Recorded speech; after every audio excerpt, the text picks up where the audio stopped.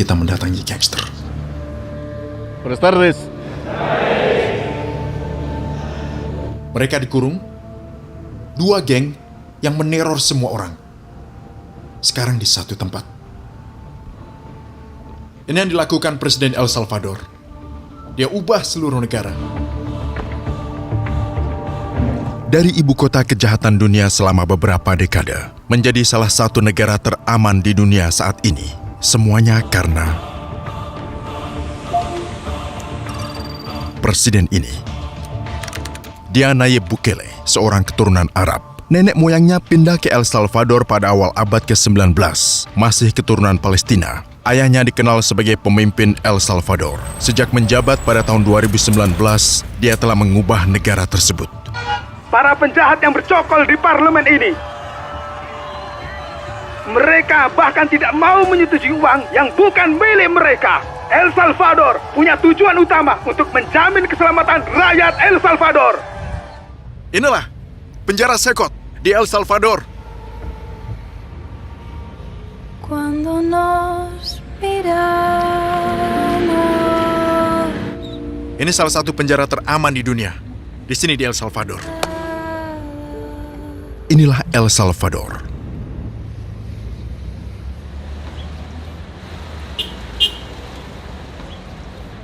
President Bukele has taken a strong stance Hari ini against the kita akan mengungkap kisah El Salvador berkunjung ke penjara Sekot. Perjalanan 1 jam dari kota sampai ke Sekot. Salah satu penjara dengan penjahat terketat di dunia. Maret 2022. El Salvador dalam keadaan darurat. Keadaan darurat diumumkan. Lanjut penangkapan 64.000 penjahat, lalu penjara baru dibangun untuk geng dan dibuka 2023. Namanya Sekot. Ini penjaranya.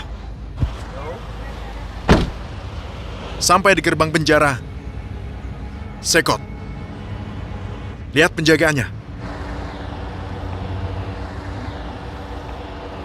Ini adalah penjara bagi para gangster dan teroris. Pemerintah mengundang media untuk menyiarkan ke seluruh dunia. Tujuannya untuk mencegah siapapun melanggar hukum. Tidak ada sinyal di sini. Seluruh area. Ayo masuk. Halo, apa kabar? Selamat datang, aku Direktur Pusat Penahanan Terorisme. Prosedur keamanan di sini sangat ketat. Rasanya seperti kita masuk bandara. Ada pemeriksaan ketat sebelum kita masuk. Lihat peralatan canggih ini. Ini bukan tempat rehabilitasi. Penjara ini khusus bagi anggota geng.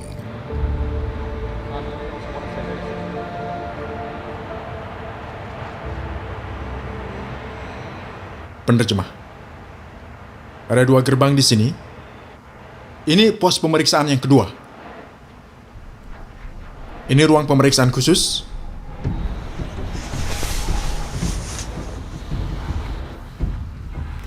Mereka memeriksa pakaian sampai kaos kaki. Semuanya harus ringan. Ayo kita mulai.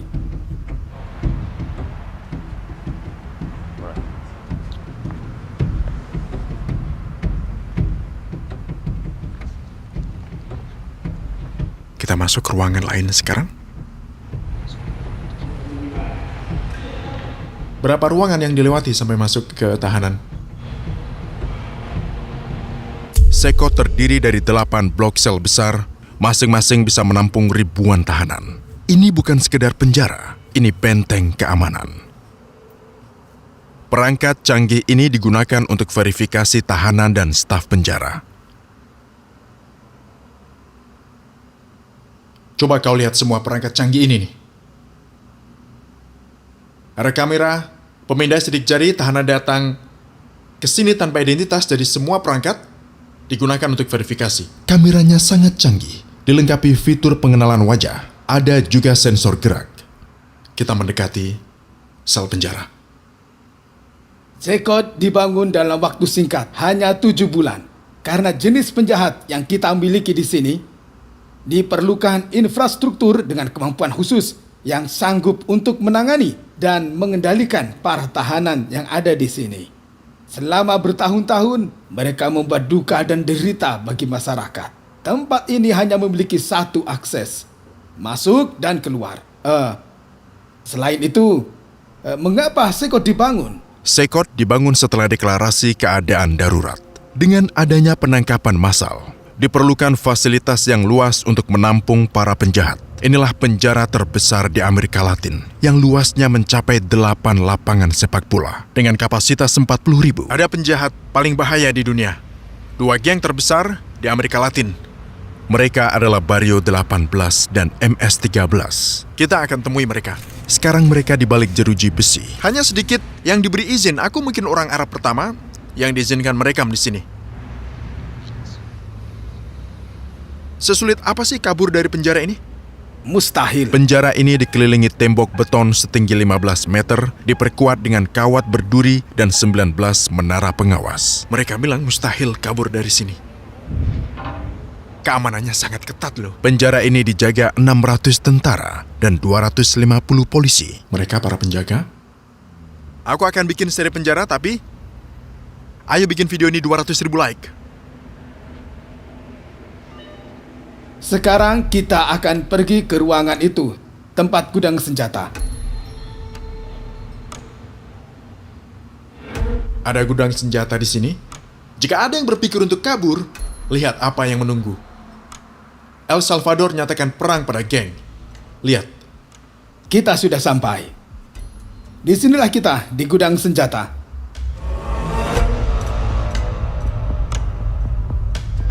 Jadi kalian menyatakan perang ya kepada gangster kan? Ya, masih ada jenis persenjataan yang lain. Lihat senjata ini, mereka nyatakan perang pada terorisme agar negara lebih aman. Mereka akan berjuang mewujudkannya. Kita harus kendalikan mereka. Kita menggunakan borgol tangan. Kita gunakan borgol kaki. Borgol kaki. Lihat, ini borgol yang dipakai di sini. Ini ikat tangan dan kaki. Kalau diborgol pakai ini, tahanan akan kerepotan berjalan. Tonfa. Peralatan yang dipakai dirancang untuk keadaan darurat. Inilah akibat dari keadaan yang darurat. Semua alat ini punya satu tujuan, untuk melindungi warga dan keamanan publik adalah prioritas.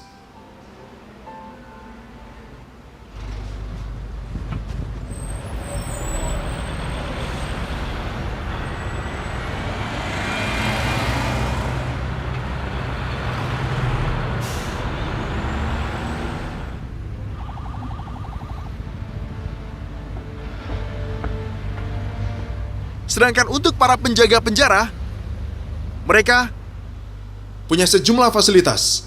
Ini untuk para penjaga, bukan untuk tahanan. Tahanan tak boleh tinggalkan sel ya. Anda merasa tanggung jawab atas keselamatan negara dan penjaga di sini ya? Karena jika anggota geng ini kabur, gitu kan? Ya. Ini yang membuat negara aman ya. Thanks pengabdiannya. Terima kasih. Ini untuk bercukur. Kau mungkin mengira ini untuk tahanan. Ini untuk penjaga. Mereka harus dirawat dengan baik karena mereka dikelilingi para penjahat berbahaya di dunia.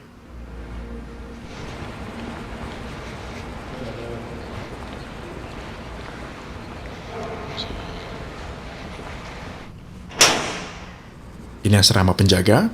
Mereka bekerja 5 hari dan libur 5 hari juga. Tujuannya untuk menurunkan dampak stres yang muncul karena seharian ada di antara para penjahat. Ya, itu penting. Pusat kebugaran ini untuk penjaga. Semua ini demi kesejahteraan penjaga.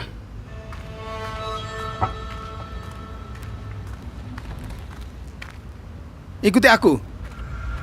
Sekarang kita akan masuk area tahanan. Ini bagian penting dari video ini. Para pemimpin geng berbahaya di dunia hanya beberapa langkah dari sini. Begitu mereka memasuki pusat penahanan terorisme, tidak akan pernah keluar lagi. Begitu melewati gerbang ini, mereka tak akan pernah keluar. Kita kunjungi sel ya.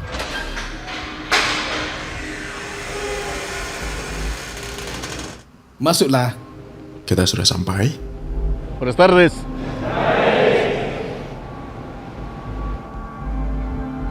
Tak ada anggota keluarga mereka yang diizinkan berkunjung.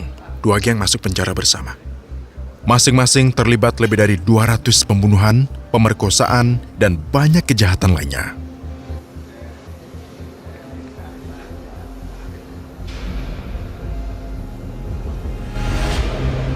Penjaga bilang jika kau tatap, mereka akan tatap dengan seram. Ayo buktikan. Seperti yang kau lihat, setiap tahanan pakai seragam putih. Kaos, katok putih, dan sandal putih. Hanya itu yang mereka miliki di sini. Tidak ada kasur. Mereka tidur di dipan besi yang ada di sana itu. Ada banyak penjaga di sini. Rasanya seperti negara sedang perang. Semua tahanan harus pakai seragam putih. Semuanya.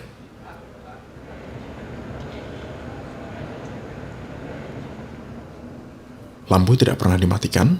Menyala 24 jam selama 7 hari, jadi tahanan-tahanan ini tidak pernah tahu waktu dan penjaga bisa selalu memantau mereka. Tak ada kesempatan berulah. Tiap sel bisa tampung 100 tahanan, tapi hanya ada 80 tempat tidur per sel. Tidak ada selimut atau apapun yang bisa dipakai saat dingin. Kontrol dan pemantauan selama 24 jam seminggu. Selain personel, kami memiliki sistem kamera untuk membantu memantau setiap aktivitas secara langsung.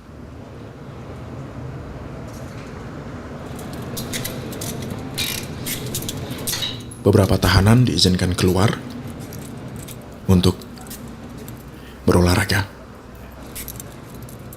Tahanan hanya boleh keluar dari sel selama 30 menit sehari. Olahraga hanya memakai berat badan saja.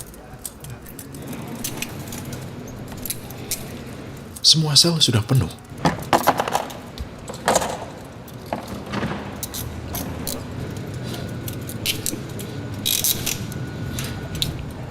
Seperti adegan dalam film Sekot.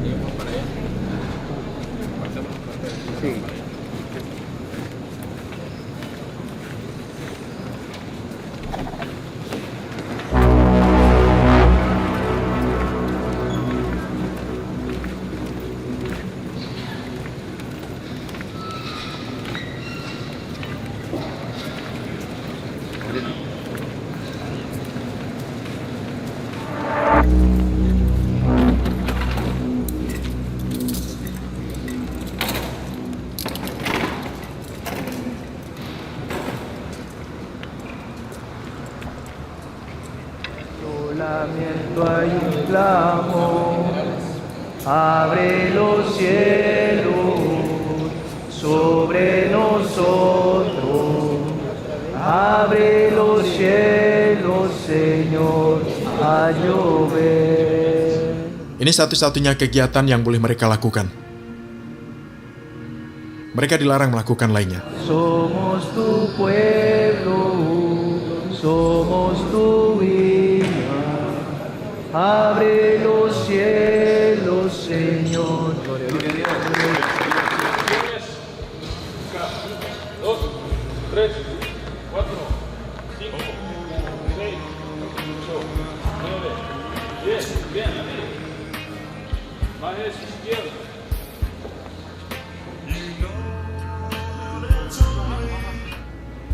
Tato mereka menunjukkan kelompok mana yang mereka ikuti. Siapapun yang punya tato geng akan segera ditangkap. Polisi memiliki katalog tato khusus. Setiap tato menandakan afiliasi geng. Ada anggota geng mencoba mengubah tatonya tetapi gagal.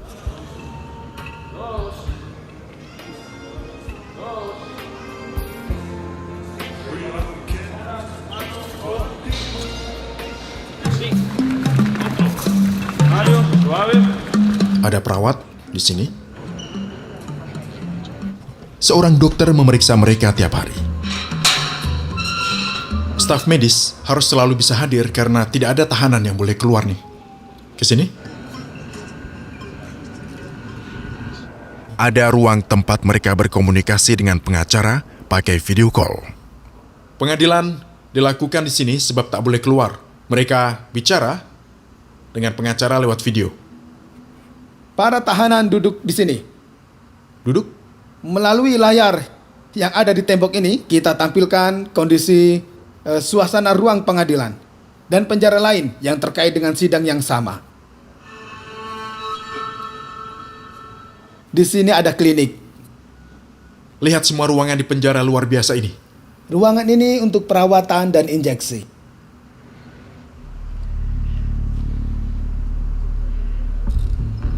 Kita sedang berjalan antara anggota dua geng paling bahaya di dunia. Mereka ada di kanan kiri. Akan kutunjukkan padamu 3 profil penjahat dari jenis penjahat yang ada di sini. Subjek yang pada suatu ketika berlagak seperti dewa, memutuskan siapa yang berhak hidup dan mati. Dia akan tunjukkan pada kita ketiga penjahat tersebut. Buka maskermu. Dan ceritakan kejahatannya. Mereka sangat berbahaya bagi masyarakat. Alias El Seco, anggota aktif geng Barrio 18. Subjek ini didakwa dengan pembunuhan berencana. Dijatuhi hukuman lebih dari 100 tahun penjara. Angkat bajumu. Tatonya bisa menunjukkan dari geng mana mereka berasal. Yang ini membunuh 5 orang. Dia membunuh karena korban masuk ke wilayahnya. Oke, balik badan. Mereka semua bertato. Dia anggota MS-13.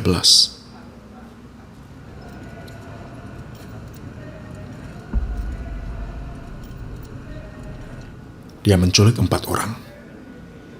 Sebelahnya bunuh 5 orang. Ini hanya contoh kecil saja dari para penjahat yang dipenjara di sini. Tahanan ketiga juga anggota geng. Dia membunuh seorang gadis muda, seorang atlet yang berbakat. Dia telah membunuh gadis tersebut. Angkat bajumu. Dia renggut harapan gadis itu.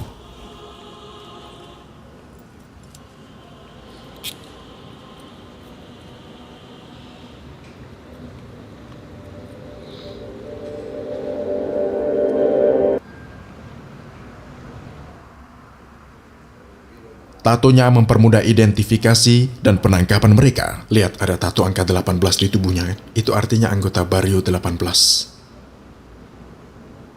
Coba perhatikan, kebanyakan tato di tubuh mereka ada gambar batu nisan. Mereka memakai tato ini untuk mengenang anggota geng lainnya. Anggota geng mereka yang sudah tewas dalam pertempuran atau pertikaian. Mereka juga punya tato kuburan dan tengkorak para korban. Lihat Maria, ini apa bacaannya ini? Santana Guzman, siapa dia? Dia nenekku. Oh, dia neneknya. Wajah putranya.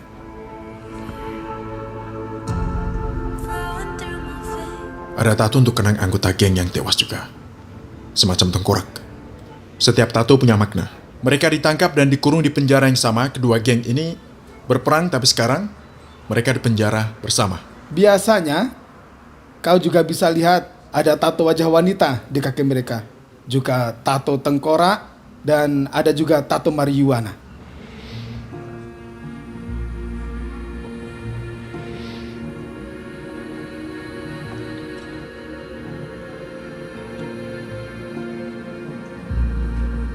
Untungnya aku tinggal jauh jika kelak salah satu mereka tangkapku bisa masalah.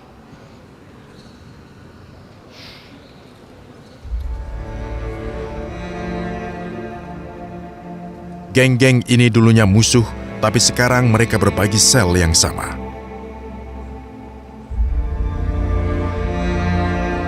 Seluruh hidupnya terkurung di sel ini. Mereka tak akan pernah pergi. Ini toiletnya.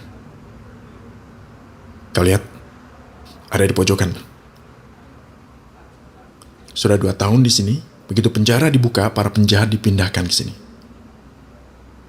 Para penjaga menutup wajahnya khawatir ada napi yang bisa saja menghubungi orang luar agar membalas dendam pada keluarga penjaga. Sekarang kita menuju sel isolasi tempat napi yang berperilaku buruk. Ini yang membuat mereka tetap patuh. Tak ada cahaya. Inilah sel isolasi. Hanya ada lantai semen di sini. Ini dia sel isolasinya. Jika tahanan berperilaku buruk, mereka dikurung 15 hari.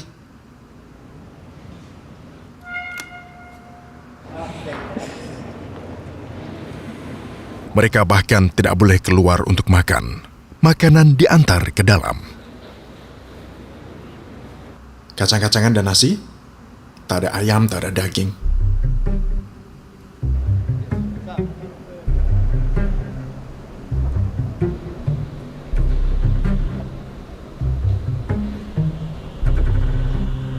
Kemudian, aku mewawancarai salah satu anggota geng.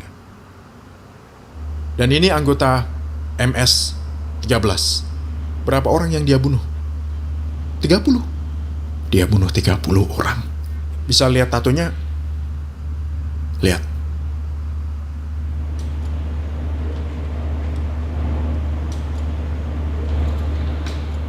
Apa dia merasa menyesali kejahatannya gitu? Kau menyesali perbuatanmu yang dulu? Encontrándome un penal de máxima seguridad donde solo lo básico se le da a uno, se lamenta uno, quizá uno se hace fuerte durante el día, pero en la noche uno se lamenta y llora, encontrándose en esta condición. Dia bilang menangis setiap hari dan menyesali perbuatannya. Tapi ya sudah terlambat dong. Dia menyesal tapi harus hadapi hukum. Jadi dia ini berapa umurnya saat gabung geng gitu? Como la de 11 años. Dia gabung geng saat 11 tahun. Dan kini dia ada di sini di Sekot. Tindakan presiden sangat berani dan brilian. Saat dia pertama kali terpilih tahun 2019, tingkat elektabilitasnya sekitar 50%. Maka saksikanlah, hari ini El Salvador telah memecahkan semua rekor. Namun pada pemilihan umum 2024, ia menang telak dengan perolehan 85% suara. Di sini, dengan kebebasan dan keamanan total. Di sini, di negara paling aman di seluruh belahan bumi barat. Mengapa? Sebab untuk pertama rakyat merasa aman. Ini akhir kunjungan penjara Sekot. Ada pelajaran di episode ini? Banyak yang kita pelajari dari presiden ini.